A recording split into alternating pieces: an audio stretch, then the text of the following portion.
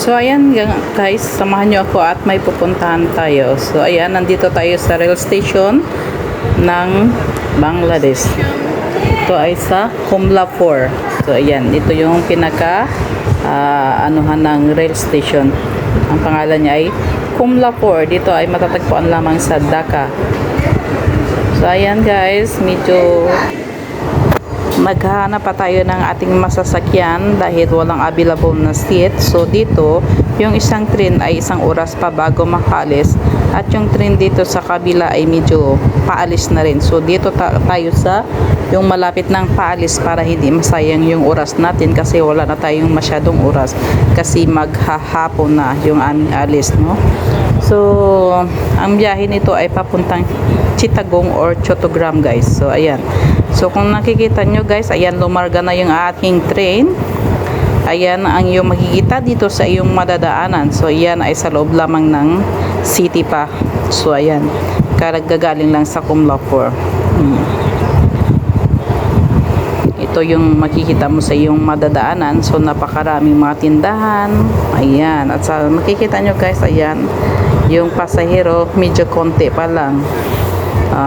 Ayan, lagay natin before. So tingnan nyo after, no? After ng mga ilang minuto na nag-stop over dito sa may airport, ayan, makikita nyo medyo marami ng pasaherong sumakay at puno na yung train. So ayan, punong-puno na yung train. Yung mga pasahero umaakyat na. Ayan, so nandito nga pala kami sa loob ng train na may AC or aircon para hindi masyadong mainit kasi mainit talaga ngayon. So ayan.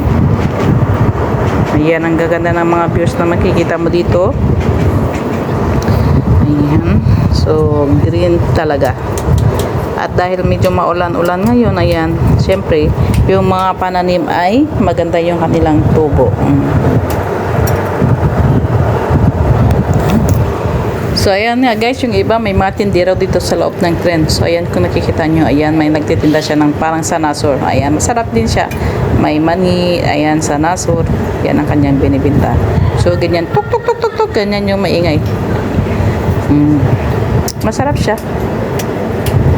So at magtingin naman tayo dito sa mga views sa labas. Ayan, yan yung makikita mo dito sa Bangladesh.